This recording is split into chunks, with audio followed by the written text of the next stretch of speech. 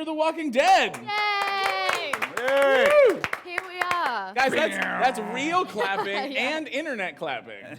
Oh, yes. Hey, guys. Oh, look at that. They clapped. That's great. Oh, I get it now. There's such lovely things being said right now. I Yeah. love doing Hi. I don't hello, understand everybody. why people like Alycia. with an I. Yeah. C'est moi. Where's Daniel Sharman? He's not here. He's on I'm his here right way. now. He's on his way. He's doing another interview. Are we not enough? Is that what you're telling us? You're enough for me. Well, thank you so much. I appreciate it. Hi. Hi. Someone said hello, so I said hello back. Cool. So, 3 seasons. Yeah. You've been there. Yes. You've been there. Yeah. You're new. Right. How is it stepping into the Walking Dead universe? It's intimidating and exciting. It was a very fast-paced audition, casting, and then moving to Mexico. It was all in the space of 3 weeks for me, so it was very fast and furious.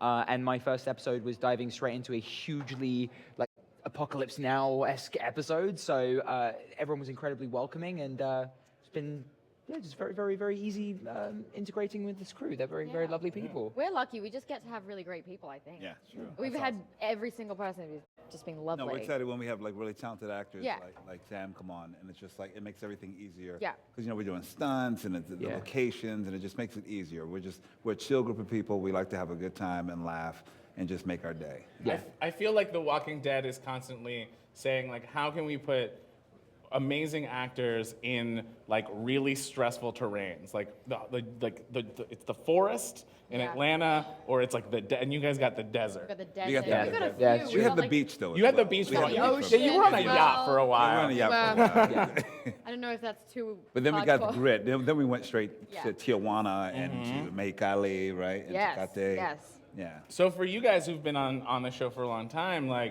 the progression from season 1 to this season is huge. Yeah.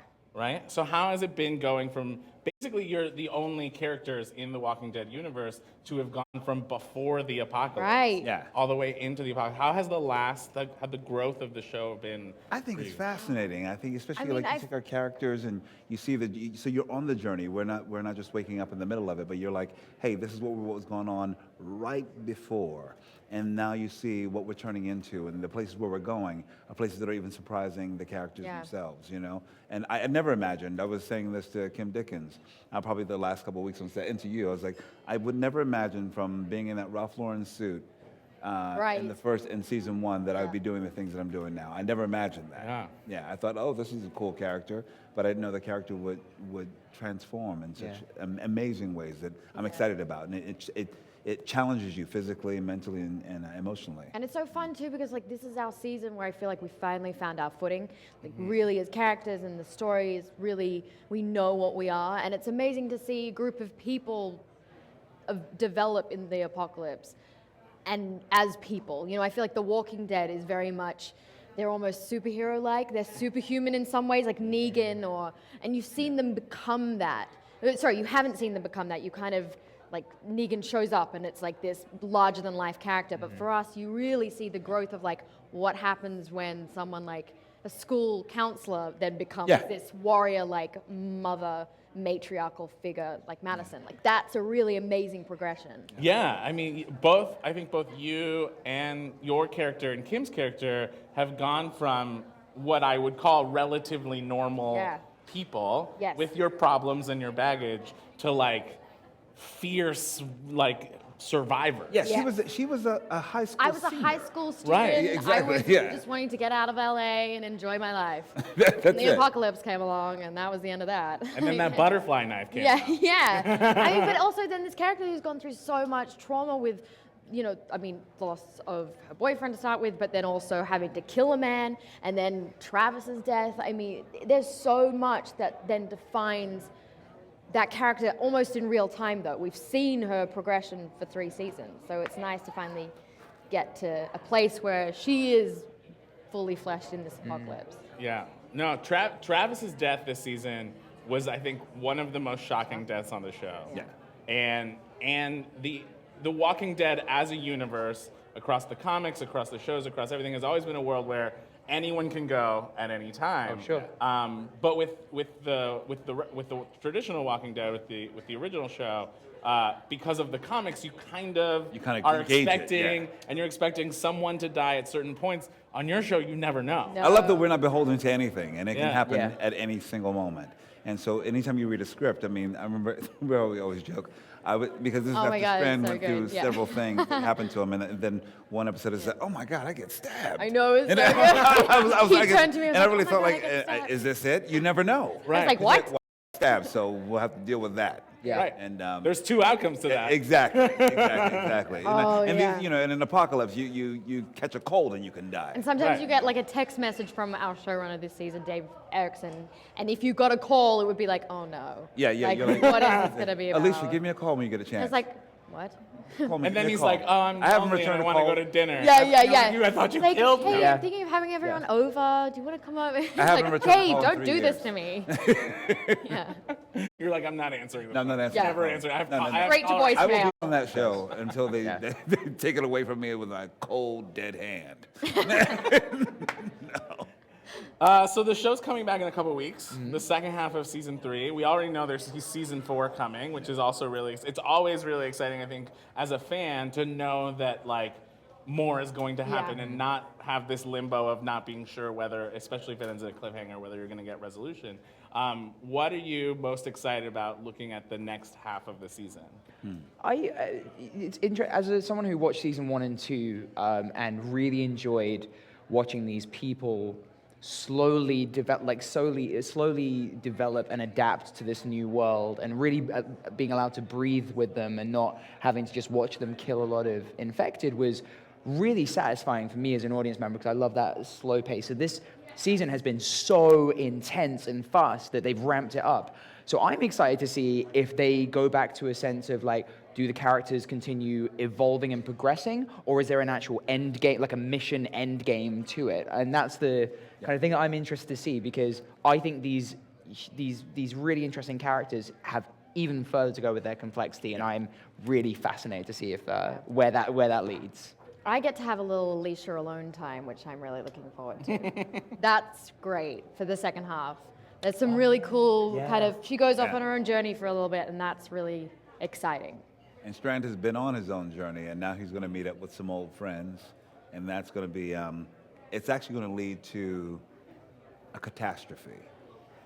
That's all I'm going to say. Oh, what a tease you Oh, are. Nice that's such a tease. tease. Nice tease. That's a good and tease. and that's it. And I'm using that word specifically because it is a catastrophe. What happens? If you think episode 2 was something, and how we came out of the gate with losing Travis on the teaser, wait till you get to episode 15 or 16. Yeah. Oh man. Ooh, yeah. Ooh. You got He's me good at that. tease, That was right? good. Got me That was excited. real That good. really Good tease, guys. right? That You was guys really teased? good. You guys teased about that? I like almost can't recover from it because now I'm like obsessively thinking about Yeah. all the things that could possibly happen. I said catastrophe. Catastrophe. Yes, that's Some of these are good questions. There's like, Yeah. can you What? describe the new season in 3 words? Ooh. What? You do it. If you Is do it one, and I'll do one, and you Fisherman? do one. Good question, 3 Fisherman. words. I would say bold. Phenomenal. Oh, these are all like just. Come on. I'm gonna. Okay, something like Sing it. Sing it. desperate. No, that sounds bad because I don't mean that. There's a as show. desperation, There's like though. There's an intensity. intensity. That's good. That's good. That just sounded bad now. One of the questions earlier from like so we do these The Walking Dead has a really intense fan community online that do reaction videos. Yeah. And they react every week to the show live, and then like Oh, that post you're little watching? Oh, wow. cuts. Watch it? Yeah, while they watch it. And one of the guys in England, his name is his code name is Trophy Munchers. And Wow. he was asking how you guys are enjoying your Comic-Con so far. I love Comic Con. awesome, We too. enjoy it a lot. It's the one event where you really get to do it for the fans, and that's kind of, it gets you pumped and excited, and we get to interact with them, and that's what's so wonderful about it. And it's San Diego. Yeah. There's everything cool about San Diego, and you run into a bunch of old friends here. Yeah, So it's that's like, It's true. really like, it feels like, honestly, and I know, I mean, it feels like a love fest, truly. Yeah. It feels like you're having a good time. Everyone's here because they love what you're doing. Right. We It's a love good each energy. other. Exactly, so it's good. I'm happy. And it's also like the difference between doing theater, which a lot of us have done as well, is that you get to have that immediate connection with your audience. So like this is like, you know, we love what we do. So when other people love what we love to do, that's just really, really cool. And like you said, it's for the fans, and that's awesome. Yeah, it's always exciting to hear when people clap in real life, right, guys? Right, guys? Yeah. Yeah. Woohoo! Is Alycia going to see more action on the show? Yes. What do you mean by action? Yeah, what do you mean by Yeah, Oh, well, that's true.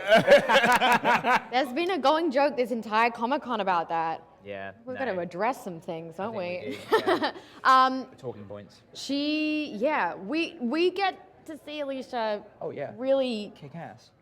kick some ass. Kick ass. And handle that butterfly knife with some What am real I supposed to skill. give to you? I mean, she's been teasing that for a while. Yeah. Right? Like, there are moments you just see her yeah. flipping. No, there are really good episodes coming up. I mean, You're also a really good shot. You saved my life in episode 2 when I'm like, do you know how to use one of these? You're like, yeah. And then you like take I out know.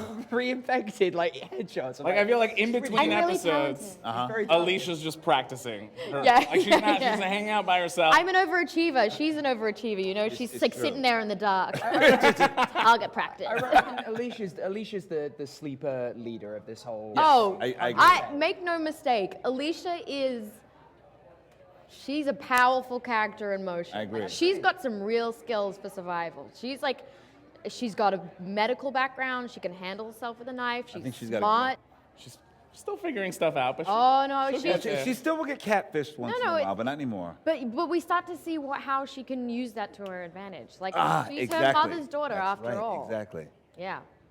Excuse me. Oh, I've been thinking of you. I'm ready for people to see it. Is that? I mean, like, if that would be a really interesting direction if Alycia were to take on a lot more leadership, and then Kim's character was to take on a lot more leadership, and they ended up clashing in a way that, but you never know. Where Yeah, well, I mean, that's a one good of story to my pitch. That's that's the good. thing. I'm pitching. I pitched it. I've been pitched. Who do I pitch to? Yeah, one of my one kind of storyline I've always envisioned and wished we could do would be either to see Madison and Alycia clash and like just completely then side two different sides, or come together and be the ultimate like fighting team. I think that would be awesome. Yeah, it's either all out war or Yeah. or like hardcore like Walking Dead Charlie's Angel. Yes, right. Who would be the Well- third angel? Because Ophelia, I feel like Ophelia's surprise at the end of this Well, half season. You'll be Charlie. I'm Charlie. Yeah, you'd be Charlie. Hi, girls. Hi, Charlie. Hi, Strand. Hello, how are I you? think we have another awesome female actor coming on to the show though as well at some Ooh. point down the line. Don't spill too much. I don't want to spill anything, but like, I think as a third Charlie. You guys are Angel just coming. dropping the teaser. We just like boom. Like, mic there you go, drops, third boom. Charlie's How about Angel. that? What Why if- always Wait, that's a choose good one. roles- Both Nick and Alicia have committed a murder. Is that's that going true. to affect their relationship? Are we going to see them get closer? Oh, that's a good Ah. question. That is a very good question. How is the murder going to affect Well, things? that's a massive. Right now, well, Alicia and Nick have committed murders separately. There is a moment where we both actually do kind of talk about it, which is nice. Yeah. It's a very interesting scene. I'm not sure how it'll play. It's two very different sort of styles of murder, I guess, you know. But the one with Madison and Nick, that's interesting because that will really divide the family. I think with Madison, it's all about, well, family comes first, and yet we've come into this ranch, we've built this new family with the people who own it, and then suddenly break them off one by one. And it's at what point is that going too far? And I think for Alycia that really resonates, and I don't think she can commit to that like her mother is. And so Nick and Madison seem to be able to deal with it, Right. but Alicia's not so on board. Like that's interesting too. It's one of the most interesting things to me about the show because about both of the shows, right? Because it's set in a zombie apocalypse, but it's not about the zombies, and everyone says that. But one of the most interesting to me is sort of this factioning, this system of like we're looking out for our family and our group, but who is our group? Yeah. And who is our family? And your group changes. And your group changes, changes, yeah. and when do you allow it to change? And is there something wrong with somebody when you run into somebody else doing the same thing? But like who's the bad guy? Yeah. In that Well, that's situation? like the whole scenario between Walker and Madison right now. I mean, they're very much like if we were following the POV of Walker, this family and Madison's family would look like the villains, and vice versa. We think, so I feel like it all depends on what side of humanity you're on. Right. What you're fighting for. You're fighting for your livelihood, Yeah. your families, your security. What's also interesting too with our show is that there is not necessarily like a big bad, Mm-hmm. where there's a lot of very complicated characters Yeah.